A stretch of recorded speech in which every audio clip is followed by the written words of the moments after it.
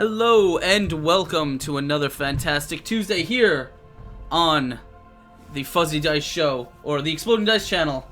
We are here, as you can see, with the Fuzzy Dice Show, your Dungeon Master talk show here on the Exploding Dice channel, and I am hanging out with one of my new friends, but also probably my best friend, Scott.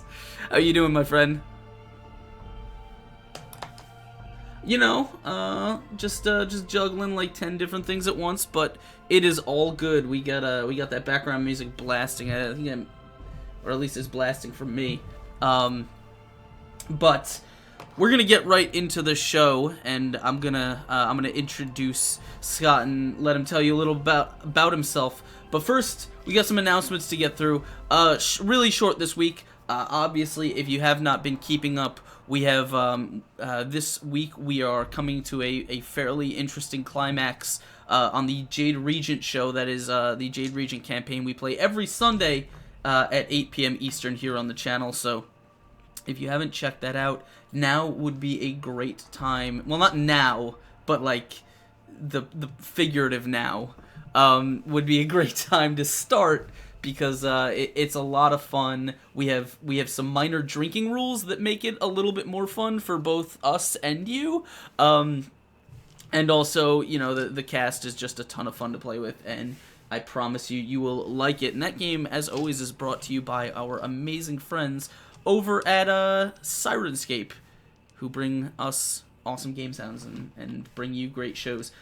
So that was that, and obviously we picked a winner last week, but we will be having another winner for our weekly fan art contest, where people can kind of send in either art of characters, scenes that have happened, or just things for the channel. Our favorite thing right now is the Crying Bears banner that's our friend Firebringer sent in, and it was amazing. The Crying Bears, by the way, is the name of the group, the characters group, named after the fact that the druid, who likes to turn into a bear a lot, cries when he sees large insects, and so he will be immortalized that way. And Firebringer made us an amazing banner, and we love it. And it had a bear with a single tear. And so yeah. He won for his troubles. He won a really cool pair of green Jade Regent dice from Q Workshop, and we give out a pair of dice, or a set of dice every week to one awesome person. So definitely consider getting in on that if you haven't. If you know how to swing a pencil, or, you know, stab things with a pencil, either one works. That's really it. Don't have any major announcements. We got a lot of changes, not schedule changes, but additions that are coming to the channel in the next couple months. So definitely keep an eye out for all of those. Obviously, the best way to keep up with all that is on Twitter, which is me right over here, and you'll get first crack at all those announcements. But that's enough out of me. I want to talk to my friend Scott. I was gonna say Jeff because I keep reading the Twitter name.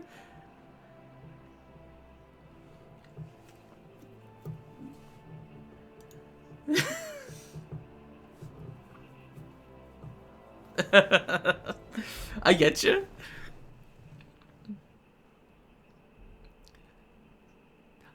No, it's fine. I don't know why I don't even think it was that. I was just gonna be like, I'm gonna talk with Jeff, because I name everyone Jeff.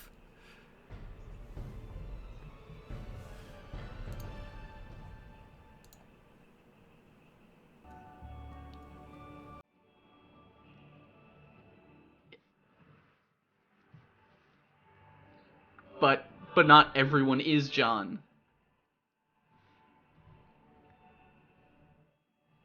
No, but you're not playing the game. Everyone is John.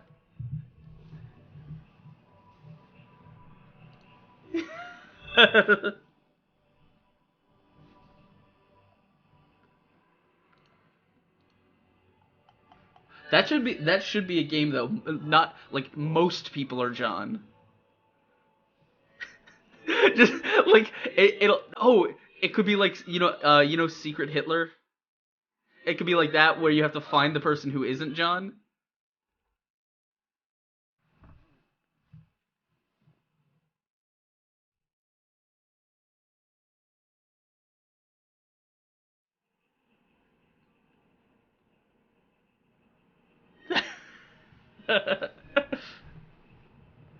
Random tables.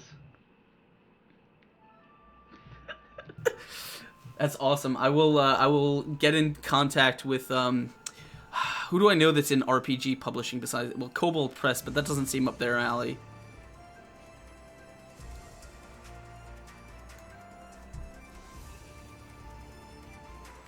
Oh yeah. I need $50 Kickstarter. Let's make it happen. $50 to make one PDF. So wow, this music is fucking. I've been clicking on like long music compilations, and I got like epic fantasy music, and it was just like, and I'm like, calm down right now. Just calm down. We don't need that. So tell me a little bit about yourself, Scott. Where we'll start from the beginning and go up till now, I think.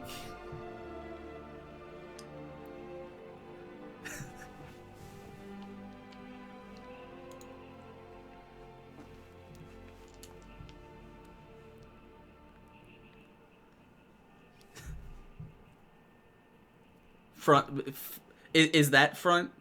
I don't know which way.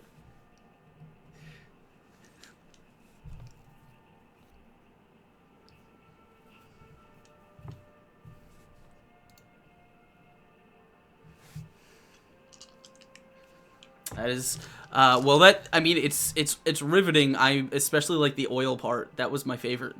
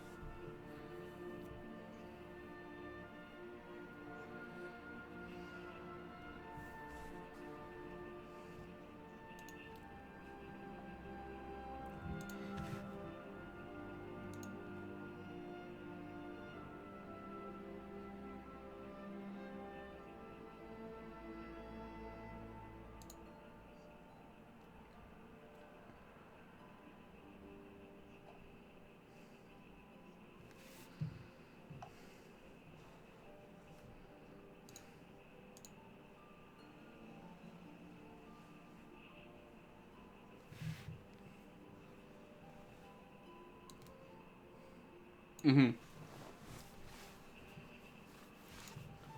Oh yeah.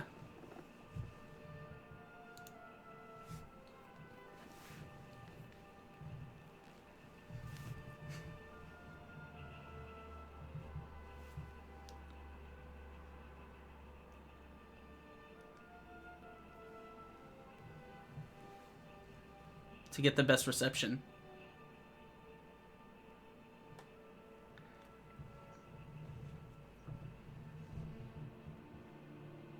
Awesome. Yeah.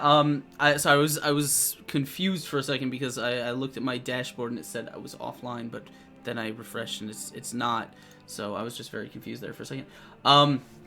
Yeah. I've been a fan. Like I've been kind of chilling with the RPG Academy for a while, mostly because for two reasons. One, because you guys were talking about DM stuff long before I ever had a show talking about DM stuff.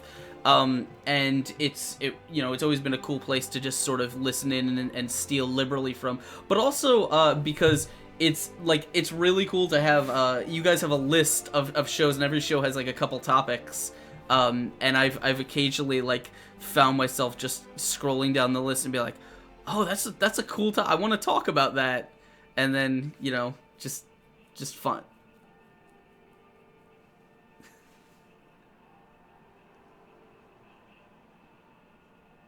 Yeah.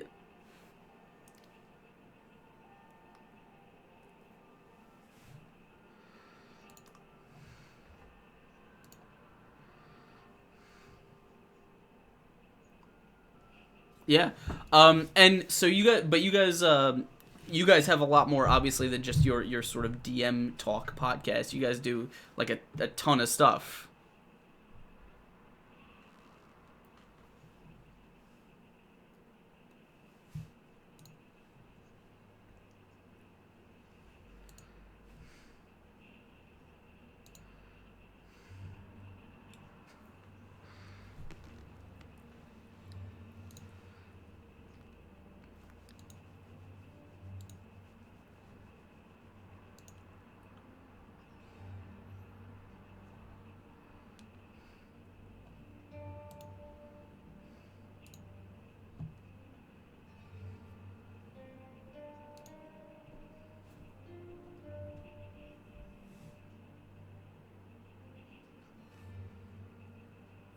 Mm-hmm.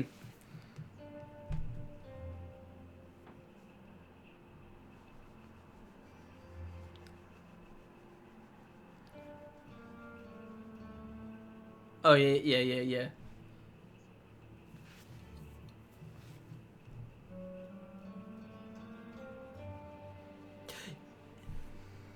Yeah, I love kind of testing out, especially systems that are really great for like one single night of gaming. Everyone, as John, we've been talking about a little bit, is a fun one.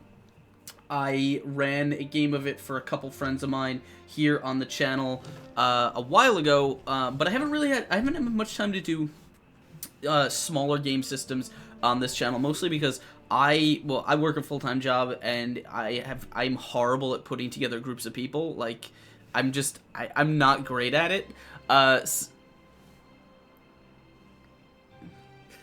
well, see, okay, so that is the show only happens because I bother people a lot on Twitter, which if you've never tried it, it works surprisingly well.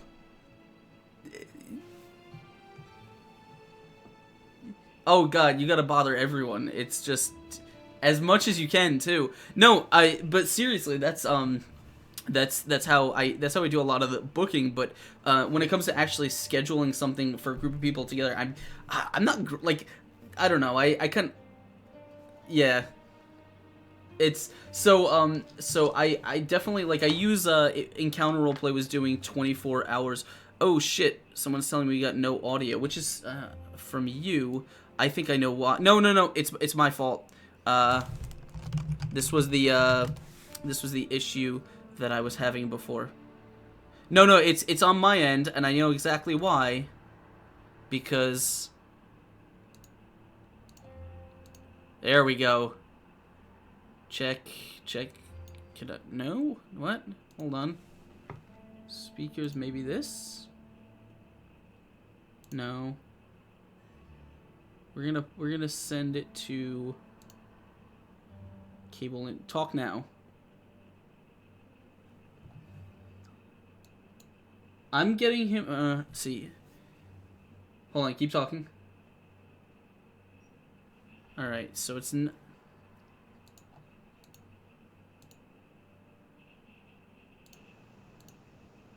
try it now. Howdy, all you kids out there in Radio Land! Hooray! There we go.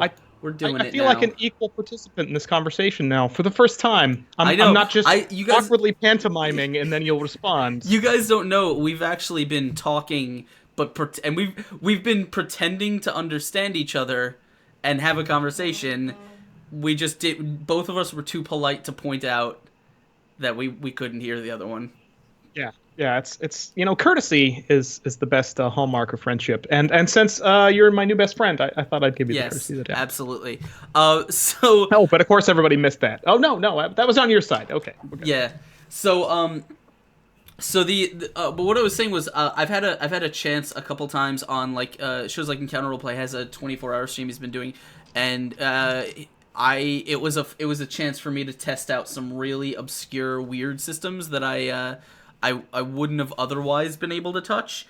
That is where I developed and cultivated my love for big motherfucking crab truckers, which I talk about as much as I can.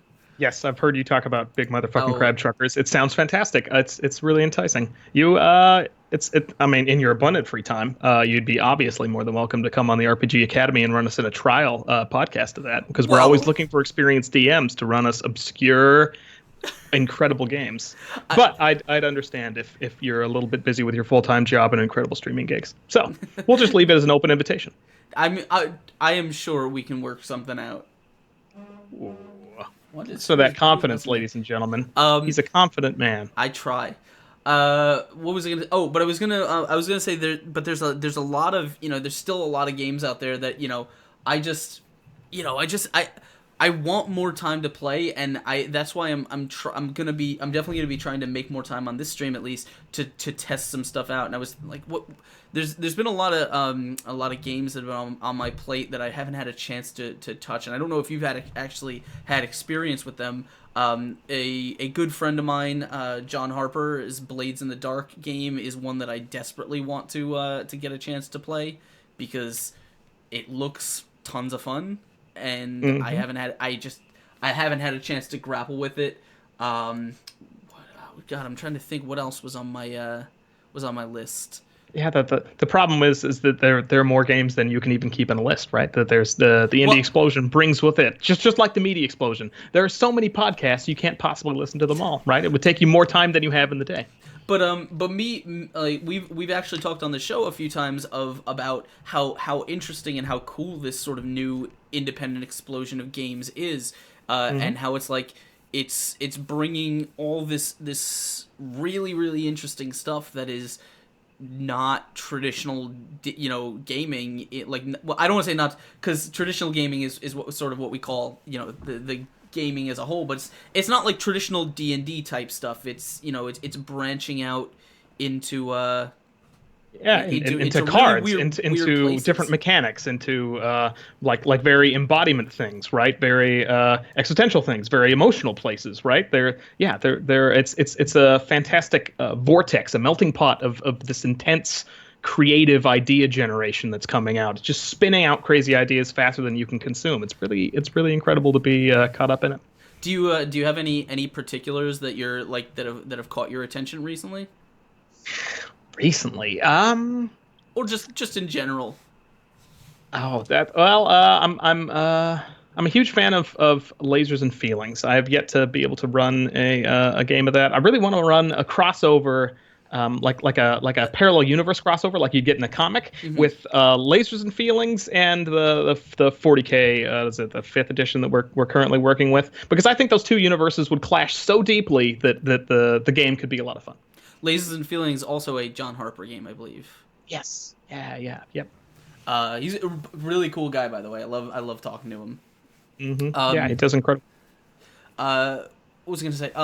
But so you, I guess we were talking a little bit before the stream, and I definitely want to throw some, some discussion this way about you guys. You guys are just sort of getting into Twitch streaming, and I know you were telling me how the show that you guys are putting on is, you're trying kind of to make it not your average kind of D&D show.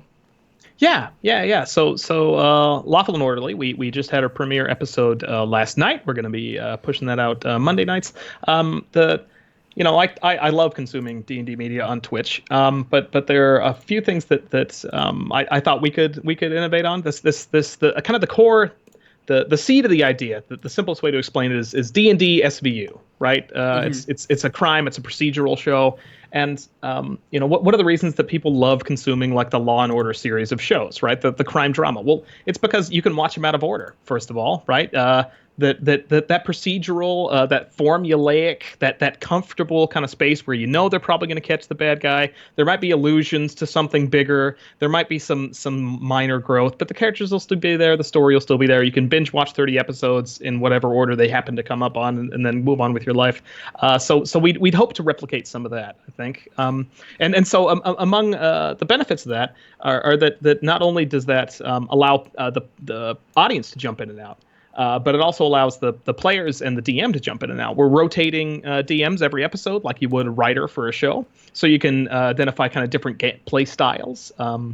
It means we can bring in guest players and push them out as we see fit. Every episode's going to be different. You start out at the watch station every episode, waiting for it's the special visions unit. So you wait for that divine seer to have that vision that you need to, of the grisly murder that you need to investigate.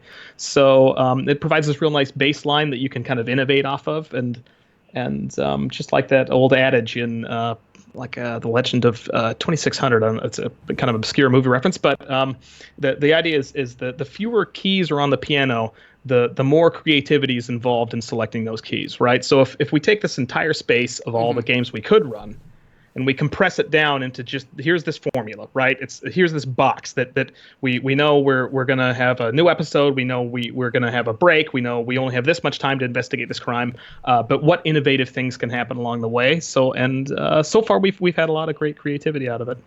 So now that you bring up a really interesting thing I want to discuss, and that's because I've been talking a little bit about on past shows about how switching my DMing to on Twitch has really kind of has really been an exercise in learning how to work within like time constraints and within certain limitations. And one of those limitations is like while I was doing this, I went to I was DMing on Encounter Roleplay, and Encounter Roleplay they do 3-hour shows, right? And so it's like I've said this before, it's like you get 3 hours. Probably about 30 minutes of that is going to be intro and outro. So you've basically got 2.5 hours with which to kind of get in, do your session, and that means, you know, have something interesting and energetic happen, you know, some rising and falling story action, end on a cliffhanger, you know, and keep the pace going, and also make time to incorporate, you know, the interaction from chat and stuff like that. So it's really an exercise in, as a DM, keeping yourself on task and keeping yourself sort of you know, always looking down at your clock and saying like, okay, how much time do I have left? How do I fit what I need to do into the time frame? And you mentioned that you were kind of that you were sort of working within the same constraints, but not just from a DM perspective. You were, you know, do the players also take an active role in sort of saying like, okay, we know we only have this much time, so let's sort of make something interesting happen in that time? Or do you guys as players just sort of approach it like any other game? Definitely. I think one of the I put together the troop for this. There's 4 folks in the group, and I went out of my way to pick. Half of us are not gamers, not historically before, and those 2 folks their skills are in improv comedy. Right, so you have this ability to over a short amount of time, 20 minutes, 30 minutes, you can create an entire fiction with consistent characters, with voices, with plot, with rising action, with a peak, with a fall, and they deploy that to excellent ability. And I've tried to leverage that in as we've kind of grown the show in pre-show practice before pushing this out. The goal, you know, every episode, every player is going to play a few characters, NPCs, riffraff, monsters, whoever comes up, and then the next episode, one of them is going to now be the DM, and so everyone else takes a player seat, right? And then they create and push things on. So yeah, I think everybody shares investment in identifying when a scene needs to move on. We've worked on sort of scene transition mechanics, right? The old dum dum or chang chang sound, right? We practiced using like an actual audio bell that would queue up through our recording devices and be shared. And we practiced just using, like, we had some sound effects that we would play out over audio. But now we're actually working on like an a cappella rendition that immediately involves everyone in the scene transition process, so that we're all actively engaged. And then because everyone's an active participant and moving from A to B with like a note or a symbol, that means everyone's looking out for it. That means everyone is intimately aware of the pacing. Like it's been too long since we've created this sound effect between us that evolves the scene into the next scene. So we all know we're taking too long. So I think there's a lot of room to play around that concept, since you only have, like you said, these limited 2 hours, and you know you have to hit this endpoint. So how do you get from A to B? And everyone's moving the football. That's a really interesting kind of setup. Like, it's obviously I have my interaction with comedians as group. Like, I tell people all the time, like, I wish I knew more sort of improv actors and comics, because one of the things I desperately, like, I would love to do, and I was talking to my nephew the other day. He's a comedian and he does improv on his podcast.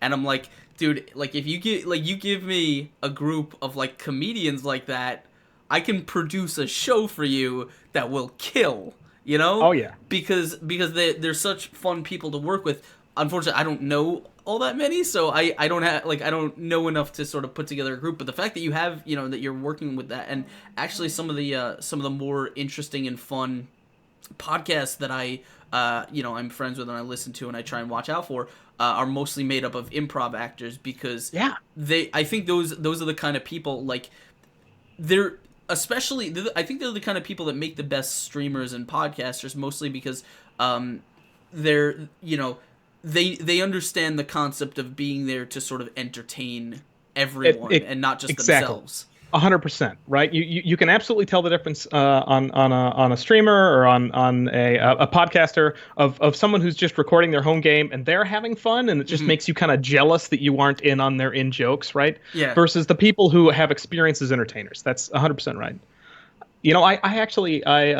I started taking improv classes last year on the recommendation of a fellow podcaster who's improv for years and years, and he told me, he said it'll really improve your D&D game. Mm-hmm. And I was like, no, right? Like, how can these two things be at all? And 2 classes in, I was absolutely hooked. I mean, my voices went up, the depth of my characters went up, my NPCs were more interesting and better. It's really surprising. I started caring less about the high result numbers on my rolls, and more like I'd want to cheat to lower the rolls, because that created more drama and interest and fascinating scenes, and that's what I wanted to explore, not just whooping the kobold and exploring its pockets. It was a good transition. Yeah, I like interacting with mechanics, as much as the next guy, but for me it's like I really, and that's actually why I've had a ton of fun doing guest DM spots on like some other channels that take the rules a little bit less seriously, because I tend to sort of like damn the stat blocks and just have more fun with the characters and the scenes and sort of letting them breathe, because you don't necessarily have to worry constantly about like, oh, what's the DC to notice this or to beat this, and it's like, no, what would be a really funny character moment, or what would be a really kind of dramatic thing to do that has nothing to do with the character sheet. Yeah, absolutely. Obviously I'm not an improv comedian. Like, that's the thing, is I'm not an improv comedian. I'm also not an actor. I just try and fail a lot at like doing voices and stuff. But I think the thing about me is, and the thing that makes up for it, is the fact that I am earnest and I throw myself into doing it. Like, it may be shit, but I'm gonna commit to it at least. Yeah, that's I've also been noticing that but personally about myself in the last couple of years, suddenly that I'm allowing myself to do terrible things and still put them out on the internet, right? Like, this is not perfect, but that's okay. We're all learning, right? Bob Ross would be proud of me. I think it's great. We're all just doing what we're doing. Yeah, following our own path. So you guys are having a lot of fun with that show, and it sounds great. I definitely hope it takes off for you guys. You guys just did I know you were telling me you just did your first episode. I think it was this week, right? Yeah. Last night we ran our very first pilot episode. We had a peak of 32 whole viewers. It was an absolute riot for us, and I think I learned a lot. I was doing the AV as. Now I can empathize watching your episodes and watching your attention beat between these 22 different things. Like, suddenly I can feel like I'm there with you in your chair when there's slight mechanical malfunctions, and it's only on you to make the performance happen. So it's worse when you try and do it while you're DMing. Yeah. I mentioned we rotate DMs. I'm DMing this next Monday and running the AV. I'm optimistic. And if I screw up, that's okay. We're just having fun. It's but that's the thing, is it's all about kind of getting used to it. And I've said this. I think I said this on Friday when I was doing the shows. I'm kind of one of those people that I thrive when I have 100,000 things to focus on. Like, I'm decent. I can give everything a few seconds of attention and hopefully keep just juggle everything. Which is exactly why I'm probably the worst player in any group, because there's not 6,000 things going on. I suck when there's only one thing to focus on. Interesting. I have noticed a correlation between ADD and capability of DMing. I wonder. I haven't done a study on it, no, but and I don't know. I don't think I have ADD. I think I'm just an idiot. Like No. I just don't like but that's the thing is, and I don't know. Have you ever experienced this like as a player? Have you ever kind of found yourself being like kind of being ahead of things and just sort of waiting for the group to get there? Well, honestly, I think that's one of the biggest challenges for DMs, right? Is to create enough gripping encounter Yeah. that to keep all your players involved, right? I mean, the fact is that you're competing with the entire internet that is literally in my pants, right? Of instant satisfaction, All and right, you're hold giving on. me, 1/4 or 1/6 of your time as you dish it out. I'm still I'm still focused Oh, on or, the on what's in instant my pants. satisfaction in my pants. It's Oh yeah, I know. I'm sorry to mention the instant satisfaction I keep in my pants. I know it's very distracting, but yeah. Hopefully, we can.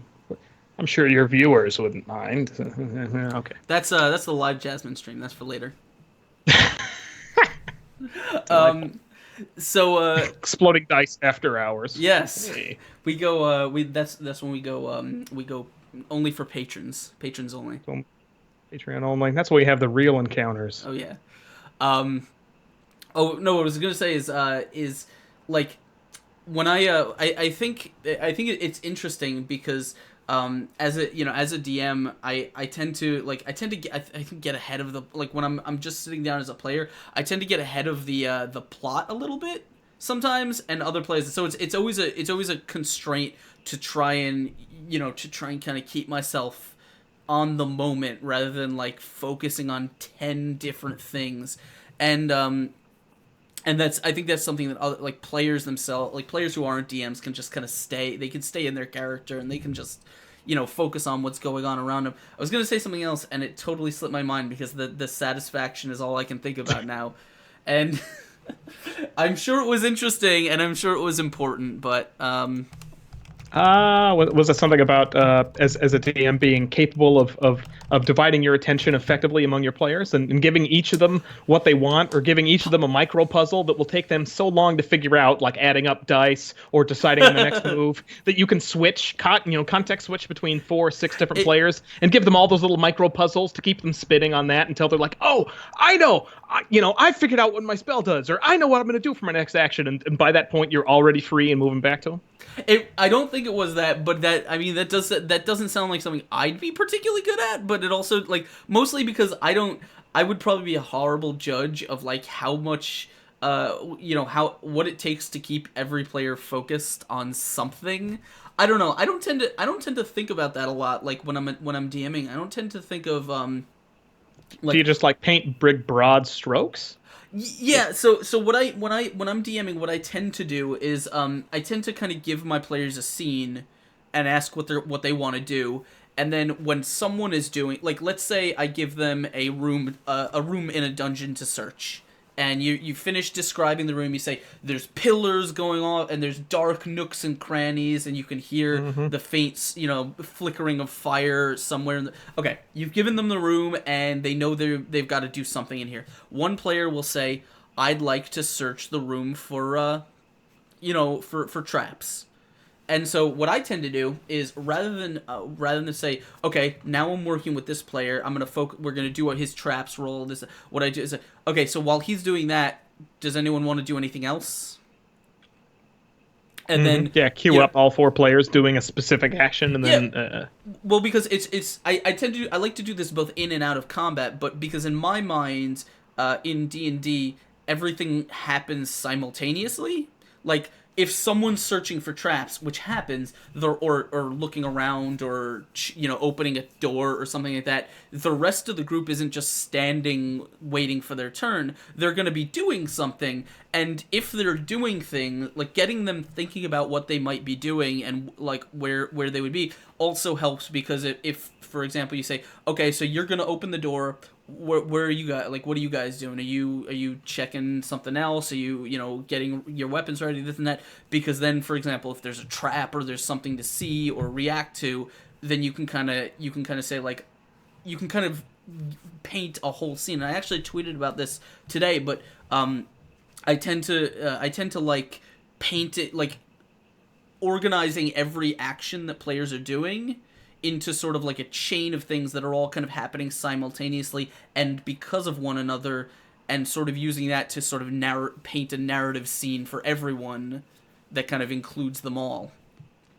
Yeah, and that's interesting. I feel like that's two sides of the same coin, right? If you're including them all, then you're keeping them all spinning. You're not only dealing with the one with the trap check. You're keeping everybody up. Yeah, it's that is the ultimate challenge of having enough of yourself free to entertain more than one person. Yeah, it's I find that tends to work for me. Like I don't know how other DMs tend to do it, like in their own head. I'm a very visual thinker because I'm an artist by training. So things tend to work best for me when I can kind of visualize exactly where everyone is, like in my head, like a space where everyone is, what they're doing, and this and that, so I can kind of put it together in. Because especially with fights, what I really like doing, and I don't know about you, I don't know, but I really like sort of choreographing fights in my head as they're being played out. So it's like, let's say a player is going to roll to attack a goblin, right? And he's got a sword and a shield, and he rolls to attack the goblin, and he misses, right? But another, or he hits, and another guy is shooting an arrow from behind him, but misses. So, for me, it's much more interesting to say, like, okay, so you combine all those things together. You're bringing your sword down, and as you kind of chop into the goblin, you kind of instinctively bring the shield up, above the back of your head, and you hear, like, an arrow just kind of clang off of it as you deflect, the blow from behind. It's like, you kind of chain all these together in sort of a narrative painting that hopefully you train players to do that on their own. After enough time. That's right. Or you use a system where that narrative painting is a fundamental mechanic, right? Like Dungeon World, where the way you take actions is by narratively painting the actions, and then that triggers, right? Rather than like, what do you mean you're going to take the attack action? Like, that's not an action in this system. I'm Mr. Pedantic. Do you actually think that that sort of you should endeavor to kind of penalize players if they don't do that work themselves? I think I'll buy into the RPG Academy's line. I think if you're having fun, you're doing it right. And I think the implication of that to DMs is that if you're helping all your players have fun, you're DMing right, right? And you. If you're helping all your players and you, then, I mean, if you have some really, really mechanic-heavy, like mathematical people who really want to get the maximum crunch out, then you tailor that for them. And if you have some really excited acting, performing people, right, you tailor every game to the audience, I think. So.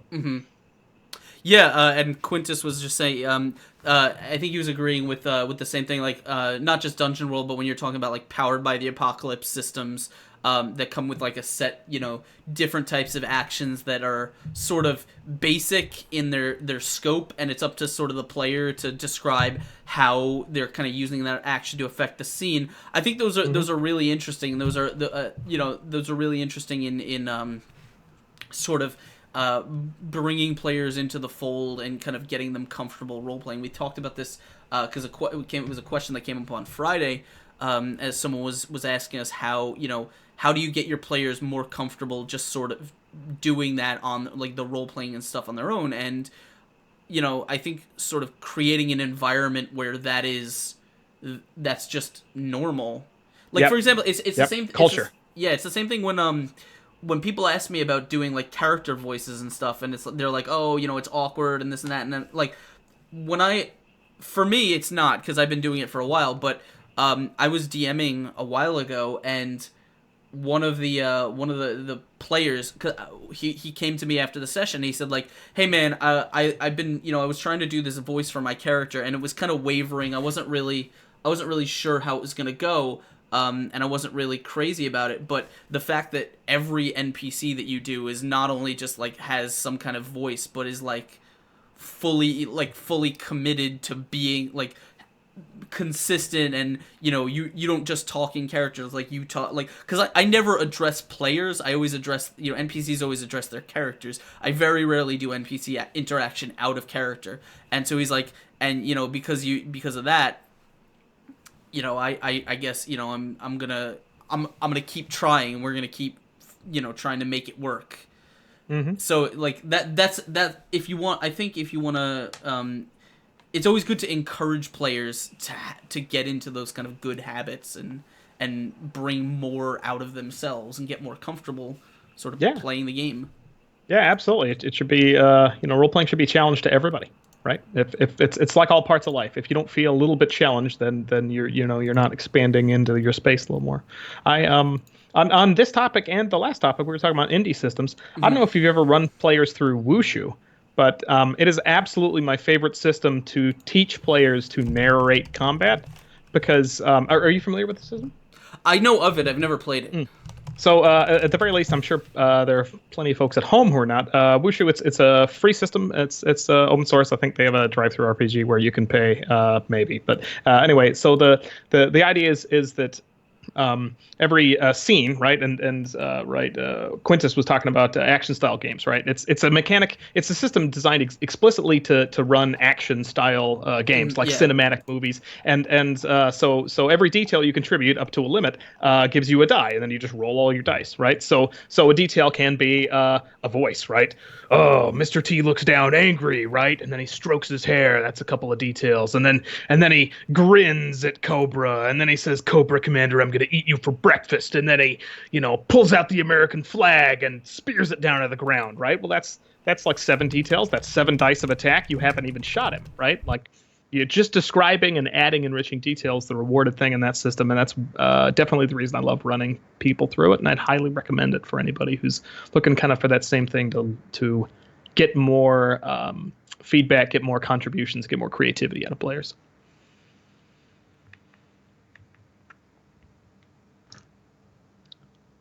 I can't hear you. That's because I thought I unmuted myself, but I didn't press the button hard enough. Mm-hmm. It happens. You gotta really jab them. I have the same exact mic you do, by the way. It's the number one mic for podcasting people, and I assume plenty of Twitch streamers too. Yeah, it's a good one. And because of that, we will getting that sweet money, that promotional money from Blue Yeti.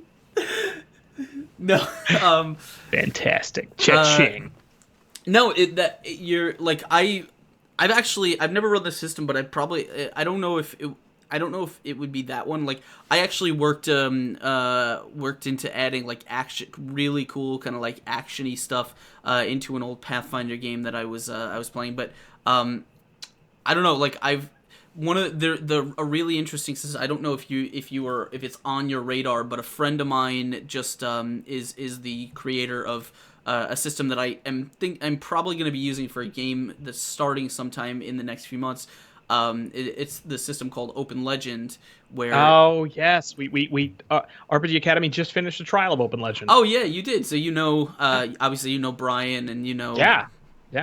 He ran the system. It's as a computer science person, I adored the numerical analysis that has clearly gone into the system design. Right, it was designed by somebody who knows their math, and it was fun. It was a lot of fun. Yeah, it's that's also like we've been doing a lot of work with that, and that's also a system which I find just sort of the way it's set up is really interestingly designed to kind of get players thinking about their interactions with the world and sort of how their character behaves and how they kind of reach out into that role-playing space, because there's really not a lot of mechanics for players to kind of grab onto and just hang from. It's all kind of on how they present present their interactions. Yeah, and the mechanics that are there, they don't really come with a built-in skin, right, or flavor. They're just sort of unflavored. Like, you have a power emulsion ability, right? You can stun, right? But what exactly that means in your game world or in the campaign setting, be it the default Open Legend or any other open game setting you want, right? That's up to you to narrate, to decide, and At least I've always enjoyed those challenges. I mean, for new players, it's hard to get a grip of something that doesn't have like really good artwork. And I mean, I'm sure as an artist, right? I mean, for new players, to be able to visualize that ranger, right, by thinking of Legolas or looking at the picture in the book, that helps. But if you can rise to the challenge of filling just an empty slot of like pluses and minuses and numerical statistics and painting a picture around that yourself, like that's really magical, I think, for players. Well, that's actually interesting because obviously, like, I think as gamers, we've all kind of we've all spent probably a lot of time, probably an undue amount of time, in that very weird pigeonhole that is like, what character are you gonna play today? I'm going to play the I'm gonna play the ranger, and he wears a green cloak and he has a bow and arrow, and he wanders through the woods, and it's like, because that tends to be the artwork that you see, that tends to be like the impression that you get of them. One of the things that's always been really interesting to me, I really like, I have a fondness in my heart, even if they're not mechanically sound, for really crunchy systems that allow for huge amounts of character customization, like Pathfinder and stuff like that. And it's the reason I like part of the reason I like them is because there's just so many ways that you can put together a character that, like, you will get the character that fits your mental concept. Yeah, but also because you can literally like find a picture of something like on the internet, and it could be not a D&D character, and be like, how can I build this? Like, what would, what classes would I use? So it's like what if I made a ranger that is not, is based on the ranger class and has the ranger abilities, but isn't a ranger, like he's something else. Except this exciting twist. Yeah. And so I like doing things like that. I like building weird characters because you can. Yeah, and that's why I think Open Legend was really interesting, because it's one of those things that like you can sort of just you don't have to start with a concept. I don't know if you saw it. A friend of mine, and also a friend of the show, Bronze Girl Gaming, she just ran in the first episode of her Open Legend series on Hyper RPG, and she was telling me when she was on the show that she did not want to do fantasy. She was just tired of all that stuff. So she ended up doing what she called I don't even remember. It was like X-Files meets something else, and it was like this really weird, like slightly supernatural, very 90s like modern world kind of thing, not fantasy in any way. Sounds awesome. And no, it was really fun to watch. She's awesome, and I had a ton of fun. So yeah, I mean that's just that's kind of just a testament to how interesting the system is, and I think that's also one of the interesting products that we were talking about, of this sort of weird new age of RPGs, where everyone's like, all right, so D&D is fine, but what else can we do? And it kind of harkens back when I was a young lad just getting into role playing. I'm one of those weird people who did not start with a version of D&D. I started in Rifts of all systems, which I wouldn't recommend to anybody. But then by far my favorite system for like 8-10 years was GURPS. And I liked it for exactly the same reason, and has the exact same appeals as Open Legend, right? Just this it's just like a big, rich toolbox. It's like you don't get a book, you get a box of Legos, right? And you can assemble those any way you want, and the creativity that can come out of that is really fascinating.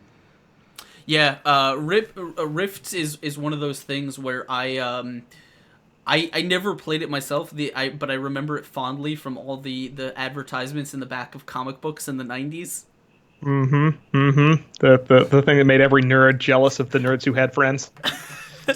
There were D&D ads and stuff, but I remember all the superhero books always had ads for Rifts and other kind of superhero systems. GURPS, I never actually bought the books for, but I know enough about it that I would probably, it's probably too much for me to absorb. Oh yeah. Yeah, if you want to spend 4 times as much time creating a character as you want to spend playing it, it was the right system in the 90s, right? Like, spot on. Oh, man. What's going on, Firebringer? How you doing, my friend? Yes, you are late. I'm holding you personally responsible. All right, so we've been chatting and chilling for a little while. Generally, we like to spend the second half of the show taking live questions from people. Obviously just I've got plenty of questions banked. The people have sent me both on Reddit and Twitter. So I will be happy to dive into those. But as you guys, if you guys are just hanging out with us, we are. It is the top of the hour. You are hanging out here on the Exploding Dice channel, here on the Fuzzy Dice Show, and we're gonna be, as Dice Thulu was informing you, we're gonna be taking your live questions. Just throw them in chat and type in like question in big letters or at Exploding Dice, so I see it, and that way we will definitely get to those. So anything you want to talk about, just questions, topics you want us to discuss, weirdly personal, doesn't really matter. We'll get into it all. And of course, thank you Liquid Fire for the host. Thank you so much. Also another friend and streamer. If you guys haven't already, please hit that retweet link. Obviously, tell all your friends that you're here hanging out with us. It'll be a great time. So, Cinnabar, you can die in character creation. I don't know that. I know Traveler, you can also die in character creation, I think. I've never played Cinnabar, but it sounds like a real raw experience. I've never even heard of it, actually. It's not a thing I've ever really heard of. So if you guys have questions, throw them in chat. We'll get to them. For now, I'm gonna jump into my list of things that people have been sending at me on Twitter. Encounter Sydney, I have a question. What is it, Sydney? What do you want to ask? I will answer anything that you have to ask. Why don't you follow me on Twitter? Oh, well, that's jeez. Next question. Burned. Wait, hold on. I don't know if you know this, which you should. I am very, very lazy. There we go. Hold on, wait, watch. I always prefer to say efficient rather than lazy. Right? You're just making the most of your time. Just really. We play in a regular game together. We played one session, and that was a one-shot. So, we have not officially played in a regular game together. But I just follow you, Sydney, because, you know, I'm a nice person like that. And I'm also very, very lazy, and I just forget to do things if I don't do them. So, for shame. So let this be a lesson to all viewers. Remind Ask Ren personally in chat to follow them on Twitter. Oh yeah. Also, it helps if you send dick pics. That has always been a fast track to a follow back. I promise you. What's going on, Will? Why are you still awake? It's way too late. Okay, I will follow you again. Oh, did she actually? She unfollowed me. I didn't even look. Oh well. Right. I forgive you, kind of. All right, so I'm gonna take some questions from Twitter and Reddit, and while we wait for some to roll in from chat, in case you guys want to chat about anything. This one comes from Darren02, and he says hi, new DM. One thing I don't really get is giving out loot. He says, basically, how do I know what like, how do I know what's too much, what's not enough, this and that? That's a subtle question. I think there are a lot of there are a lot of subtleties there, right? And being that it's a system agnostic answer is also kind of a challenge, right? Yeah. I mean, D&D has some very prescribed, like at this level, they should have this gold value of these things that are limited to this value or lower, right? But yeah, it's a system like Open Legend RPG, right? The first session, you can still 1 million credit or gold coins worth of stuff and have that not be radically imbalancing. So it's I don't know. What are your thoughts?